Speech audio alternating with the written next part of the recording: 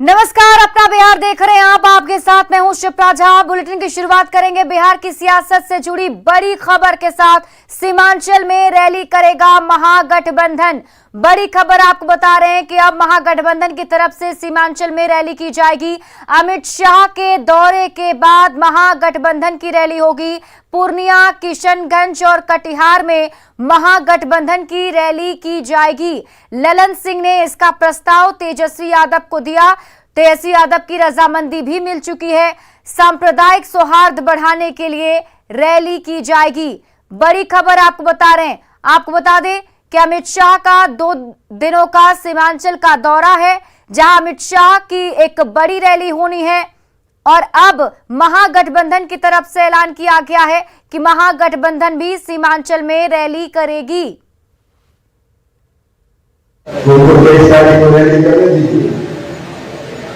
और 23 तारीख के बाद पूर्णिया, किशनगंज और कटिहार में महागठबंधन का संयुक्त रैली के लिए सांप्रदायिक सद्भाव रैली आयोजित करिए। पटना संवाददाता आनंद अमृतराज हमारे साथ जुड़े हुए। आनंद, माना जाए कि अब 2024 से पहले सीमांचल में ही सियासी संग्राम होगा। देखिए सिप्रा, निश्चित तौर पे और अब से कुछ देर पहले जब जेडीयू के राष्ट्रीय अध्यक्ष से हमारी बातचीत हो रही थी तो उन्होंने इस बात की जानकारी दी और लखीसराय के एक सभा को संबोधित करते हुए उन्होंने अपने कार्यकर्ताओं को भी इस बात की जानकारी दी। और उसी के बाद जब हमारी बातचीत उनसे हो रही थी तो उन्होंने बताया कि अमित शाह 23 और 24 तारीख को जब रैली करने आ रहे हैं और उन्होंने आरोप लगाया कि बिहार में माहौल खराब करने आ रहे हैं, जानबूझ के उस इलाके में रैली कर रहे हैं जहां पे एक खास धर्म के लोगों की आबादी बहुत ज्यादा है और माहौल खराब करने की पूरी कोशिश की जा रही है। लेकिन बिहार सरकार की पूरी पैनी नजर इस पर रहेगी। साथ ही उन्होंने बोला कि 30 तारीख के बाद, यानी कि दशहरा जो 5 तारीख खत्म हो रहा है, दशहरा के बाद कभी भी महागठबंधन की एक बड़ी रैली सीमांचल के 3 जो बड़े जिला हैं, किशनगंज, कटिहार और पूर्णिया, वहां पे की जाएगी। और महागठबंधन के तमाम जो घटक दल हैं, उन तमाम घटक दल उस रैली में शामिल होने की संभावना है।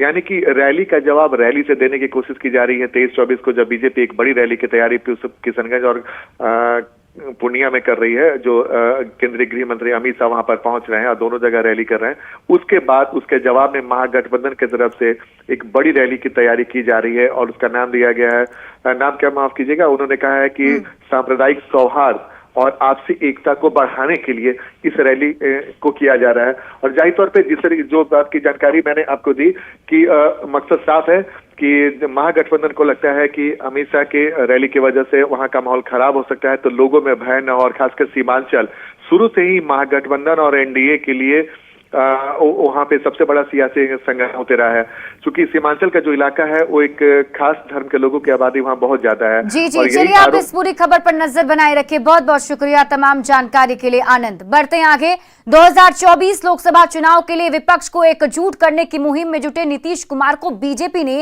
एक बार फिर से झटका दिया है। दादरा एवं नगर हवेली की जेडीयू की पूरी इकाई का बीजेपी में विलय हो गया। बीजेपी के राष्ट्रीय अध्यक्ष जेपी नड्डा की मौजूदगी में जेडीयू नेताओं ने कमल थाम लिया। एक महीने में तीसरी बार बीजेपी ने जेडीयू को झटका दिया है। इससे पहले दमनदीप में जेडीयू यूनिट के 17 में से 15 सदस्य बीजेपी में शामिल हो गए थे। इसी महीने मणिपुर में जेडीयू के 6 में से 5 विधायक बीजेपी में शामिल हो गए थे, वो भी उस वक्त जब पटना में जेडीयू राष्ट्रीय परिषद की बैठक चल रही थी। वैसे एनडीए में साथ रहते हुए भी जेडीयू के नेता बीजेपी में शामिल हो चुके हैं। 2019 आपको याद होगा, अरुणाचल विधानसभा चुनाव में जदयू के 7 विधायक चुने गए थे, जिनमें से 6 विधायक 2020 में ही बीजेपी में शामिल हो गए थे। बाकी बचा एक विधायक भी इस साल अगस्त में बीजेपी में शामिल हो गया था। नॉर्थ ईस्ट के बाद दमनदीव और दादरा नगर हवेली में नीतीश की पार्टी को बड़ा नुकसान हुआ है। पूर्ण कार्यकर्ता भारतीय जनता पार्टी में शामिल हो गए हैं। उसी के साथ साथ 17 में से 15 जेडीयू के जिला पंचायत के सदस्य भारतीय जनता पार्टी में शामिल हो गए हैं। और आज दादरा नगर हवेली में जेडीयू का नामो निशान बाकी नहीं रहा है। जब इन लोगों का ये कहना था कि नीतीश कुमार जी भारतीय जनता पार्टी के साथ चलते हैं, मोदी जी के साथ चलते हैं, उन्हीं के नाम पर वोट भी मांगा जाता है और उसके बाद सत्ता के लिए जो भ्रष्ट है, जो परिवारवादी है, ऐसे लोगों का हाथ थामकर फिर विश्वासघात करके निकल जाते हैं, ये उनको अच्छा नहीं लगा है। और देश के यशस्वी प्रधानमंत्री आदरणीय नरेंद्र भाई मोदी जी के नेतृत्व पर उनका बड़ा विश्वास है, इसीलिए उन्होंने भारतीय जनता पार्टी ज्वाइन कर ली है। आज हम जेडीयू से भारतीय जनता पार्टी में शामिल हो गए। उसका मेन कारण था कि नीतीश कुमार जी ने, जो हमारे देश के यशस्वी प्रधानमंत्री है नरेंद्र मोदी जी के जो कार्य हो रहे हैं, विकास के कार्य हो रहे हैं, उसमें हमें अड़चन हो रही थी, हमें वहां से कोई सपोर्ट भी नहीं मिल रहा था और जो उन्होंने जो गठबंधन तोड़ा उससे हम सब सदस्य काफी नाखुश थे। उसी के लिए हमने आज ये निर्णय लेके भारतीय जनता पार्टी का दामन थामा है। जेडीयू ने बीजेपी पर धन बल देश भर में क्षेत्रीय दलों को तोड़ने का आरोप लगाया। पार्टी प्रवक्ता मनजीत सिंह ने कहा कि 2024 में जनता बीजेपी को जवाब देगी। भारतीय जनता पार्टी देश के स्तर पर पूर्ण रूप से कमजोर हो चुकी है और यही कारण है कि धन बल का प्रयोग करके भारतीय जनता पार्टी के द्वारा देश के विभिन्न राज्यों में क्षेत्रीय दल को तोड़ने का अभियान चला रही है। क्षेत्रीय दल को जितना तोड़ना है तोड़ ले, लेकिन 2024 के चुनाव में भारतीय जनता पार्टी का सत्ता से जाना तय है। देश की जनता माकूल जवाब 2024 में भारतीय जनता पार्टी को देगी। बीजेपी प्रभारी बनने के बाद पहली बार पटना पहुंचे विनोद तावड़े ने नीतीश सरकार पर जमकर निशाना साधा। गांधी मैदान ब्लास्ट का जिक्र करते हुए सरकार को बदलने की बात कही। इसके बाद संगठन की मजबूती को लेकर बीजेपी कोर कमेटी के सदस्यों के साथ बैठक हुई।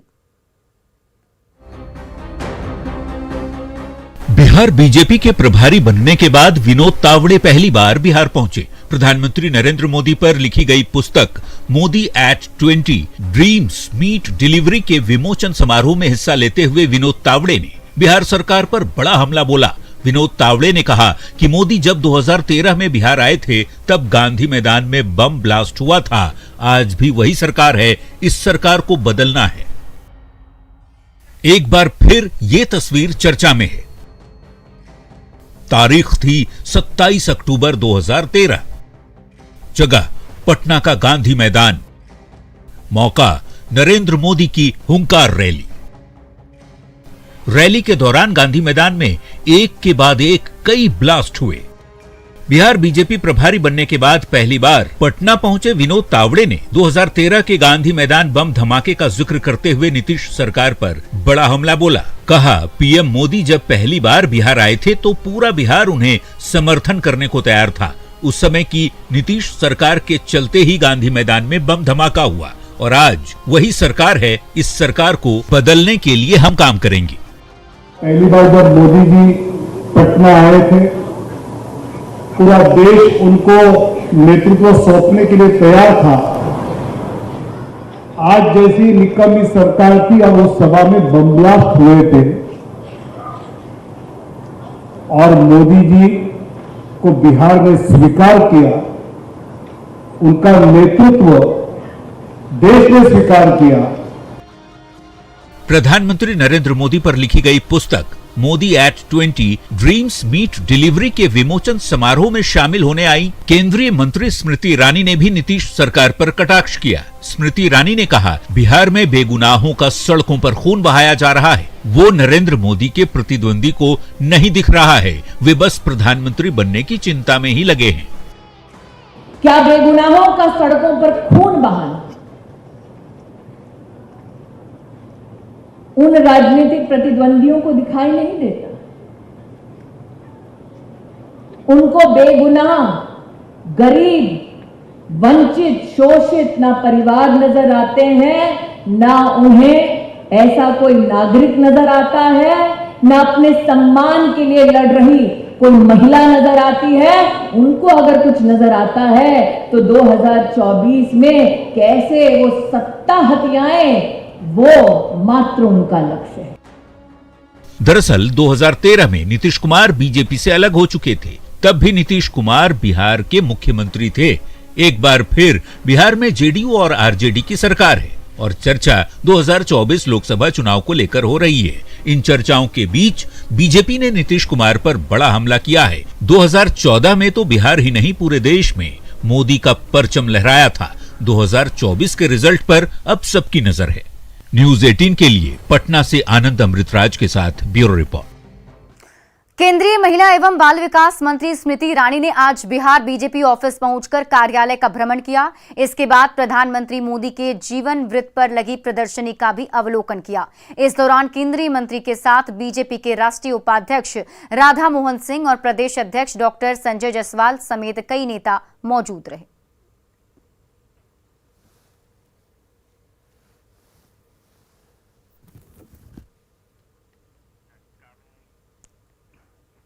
और वैशाली से बड़ी खबर सामने आ रही है। अपराधियों ने अंधाधुंध फायरिंग की है। बड़ी खबर आपको वैशाली से बता रहे हैं, जहां अपराधियों ने अंधाधुंध फायरिंग की। बाइक सवार अपराधियों ने फायरिंग की है। मरई रोड पर गोलीबारी की वारदात को अंजाम दिया गया। फायरिंग कर दहशत फैलाने की कोशिश की गई है। पासवान चौक की तरफ ये अपराधी फायरिंग करने के बाद निकल गए। आपको बता दें कि फिलहाल नगर थाना की पुलिस जांच में जुटी हुई है। तो बड़ी खबर आपको वैशाली से बता रहे हैं। यहां पर देखिए, गोलीबारी की वारदात को अंजाम दिया गया है। बताया जा रहा है कि बाइक सवार अपराधी यहां पर फायरिंग कर रहे थे। दहशत फैलाने के मकसद से फायरिंग की गई और फायरिंग करने के बाद पासवान चौक की तरफ निकल पड़े। से आया एक बाइक सवार, जिनको फायरिंग करते हुए राजेंद्र चौक की ओर चल गए। मोटरसाइकिल पर कितने लोग सवार? 2 आदमी। किधर से आ रहे थे? इधर वो पासवान चौक की ओर से आ रहे। कितने राउंड फायरिंग हुई है यहाँ पे? 3 राउंड। फायरिंग करने के बाद यहाँ पे क्या किस तरीके के माहौल था?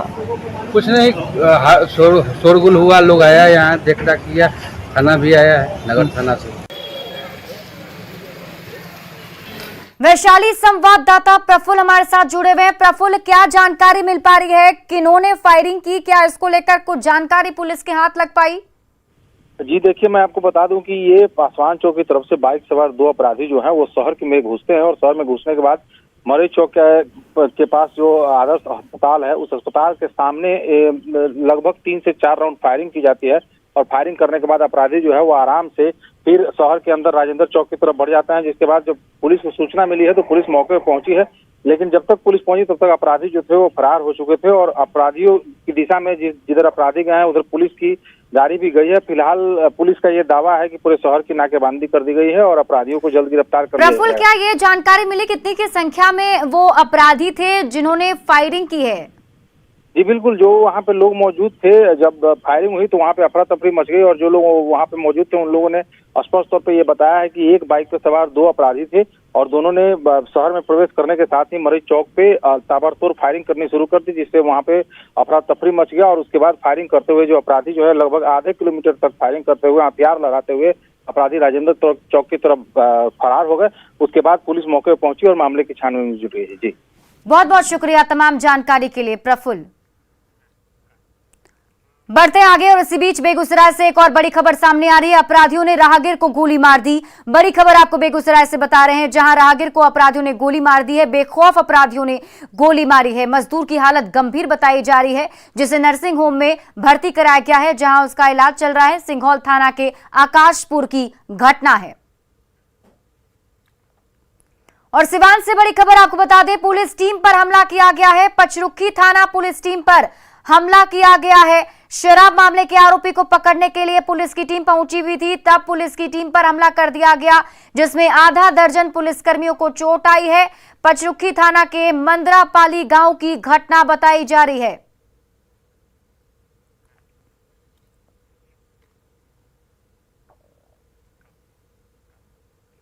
राजधानी पटना समेत बिहार के कई राज्यों में डेंगू पांव पसारते जा रहे हैं। राज्य में मरीजों की संख्या 350 के पार पहुंच गई है। पीएमसीएच, एनएमसीएच, आईजीआईएमएस में मरीजों की कतार दिन ब दिन लंबी होती जा रही है। हालांकि राहत की बात यह है कि ज्यादातर मरीज बिना प्लेटलेट्स चढ़ाए ठीक हो जा रहे हैं। ऐसे में आईजीआईएमएस के अधीक्षक डॉक्टर मनीष मंडल ने लोगों से सावधानी बरतने की अपील की है। बिहार में तेजी से डेंगू मरीजों की संख्या में इजाफा देखने को मिल रहा है। पीएमसीएच हो, आईजीएमएस या एनएमसीएच, सभी अस्पतालों को अलर्ट पर रखा गया है। आईजीएमएस अधीक्षक हमारे साथ हैं डॉक्टर मनीष मंडल। सर, अभी इस बार जो डेंगू है, क्या लग रहा है उसका कितना खतरनाक? डेंगू के मरीज़ तो काफ़ी आ रहे हैं, लेकिन ओपी बेसिस पे इलाज हो रहा है। जैसे पहले हम लोगों ने देखा था कि जो भी आ रहा है उसके प्लेटलेट बहुत लो हो जा रहे हैं और ब्लीडिंग शुरू हो जा रहा है, तो वैसी स्थिति तो नहीं है, लेकिन हाँ पेशेंट काफ़ी हैं और जो भी वो घर पे इलाज करा रहे हैं। हमारे यहाँ वैसे मरीज़ भर्ती हो जो अन्य बीमारियों से भी पीड़ित है, साथ में डेंगू भी है, तो उनको खतरा बन जाता है, तो वैसे मरीजों को एडमिट किया जाता है। आपके चैनल के माध्यम से लोगों को सतर्क करना चाहूँगा कि अगर लोगों का प्लेटलेट 20,000 तक पहुँचता है तब उन्हें बहुत सतर्क होने की ज़रूरत है, और 20 से जैसे ही कमता है तो उन्हें एडमिशन होना चाहिए और एडमिशन होकर उनको प्लेटलेट चढ़नी चाहिए। मैं देखता हूँ कि कई बार 70,000 80,000 पे लोग घबराए चले जाते हैं, क्योंकि नॉर्मल प्लेटलेट 1.5 लाख से ऊपर होना चाहिए। तो 70,000 पे भी लोग घबरा के आ जाते हैं, तो घबराने की बिल्कुल ज़रूरत नहीं है। हाँ, सचेत रहने की ज़रूरत है। 20,000 तक जब प्लेटलेट जाता है तभी उनको आने की ज़रूरत है, तभी भर्ती होने की ज़रूरत है। क्या सब सावधानियाँ बरतनी चाहिए?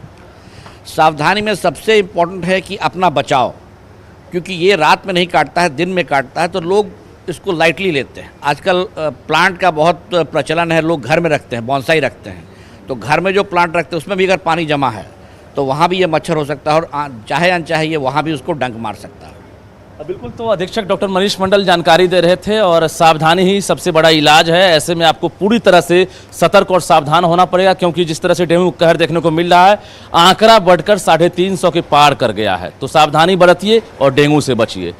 कैमरामैन अजूबे के साथ रजनीश कुमार, न्यूज़ 18 पटना। आम जनता पार्टी राष्ट्रीय के अध्यक्ष विद्यापति चंद्रवंशी ने बिहार में पिछड़ों और अति पिछड़ों को 17% और आरक्षण देने की मांग की। उन्होंने कहा कि बिहार के पड़ोसी राज्य झारखंड में पिछड़ों को 77% आरक्षण दिया जा रहा है, वहीं बिहार में पिछड़ों को उसके हक से वंचित रखा जा रहा है। ऐसे में सामाजिक न्याय का दावा झूठा है। उन्होंने कहा कि अगर सरकार कैबिनेट में प्रस्ताव पारित नहीं करती है तो उनकी पार्टी जन आंदोलन करेगी। हक में अगर आज हम देखते हैं तो बिहार में जो आरक्षण है, आज जो बिहार से अलग हुआ राज्य झारखंड है, जबकि झारखंड में जो जनसंख्या यदि हम देखें तो अनुसूचित जाति, जनजाति, अति पिछड़ा का ये जो जनसंख्या है वो बिहार की तुलना कम है, लेकिन आरक्षण आज बिहार से ज्यादा हो गया। 17% आरक्षण बिहार से ज्यादा झारखंड में हो गया। इसलिए हम लोग का ये कहना है कि जबकि सरकार अति पिछड़ा से कई पिछड़े समाज के लोगों को अति पिछड़ा में डाली, उसके बावजूद आरक्षण का नहीं बढ़ाई, तो अब तो कम से कम झारखंड में 17% आरक्षण जो बढ़ा है, उस आधार पर बिहार में 17% आरक्षण कम से कम सरकार को बढ़ाना चाहिए, क्योंकि यहाँ जो पिछड़े जाति हैं, अति पिछड़े हैं, अनुसूचित जाति, जनजाति की संख्या झारखंड के बनिस्पत ज्यादा है। पटना में बापू सभागार में गोल्ड इंस्टीट्यूट की तरफ से सम्मान समारोह का आयोजन किया गया है। सम्मान समारोह में मेडिकल की परीक्षा में सफल छात्रों को सम्मानित किया गया। सम्मान समारोह का उद्घाटन बिहार के मुख्य सचिव आमिर सुबहानी ने किया। इस मौके पर गोल्ड इंस्टीट्यूट के डायरेक्टर विपिन सिंह ने मेडिकल की परीक्षा में छात्रों के बेहतरीन प्रदर्शन कर संस्थान को गौरवान्वित किया है। संस्थान पिछले 25 वर्षों से लगातार छात्रों के लिए काम करते आई है, और जिस तरीके से हम काम कर रहे हैं, निश्चित रूप से ये बिहार के लिए एक माइलस्टोन क्रिएट कर रहा है। गोल्ड एजुकेशन विलेज के रूप में 12 एकड़ का कैंपस देना और बहुत सारी चीज़ें। बहुत सारे बच्चे एब्सेंट भी होते हैं। मॉपअप राउंड तक लगभग 700 से ज़्यादा छात्रों को इस बार गवर्नमेंट मेडिकल कॉलेज मिलने की संभावना है। एक बड़ी संख्या है, जिसे आज यहाँ पे आप साक्ष्य के रूप में आप प्रस्तुत पाएंगे, यहाँ पे देख सकते हैं, मिल सकते हैं, बातें कर सकते हैं। और फिलहाल इस बुलेटिन में अभी के लिए बस इतना ही। आप देखते रहिए न्यूज़ 18 बिहार झारखंड।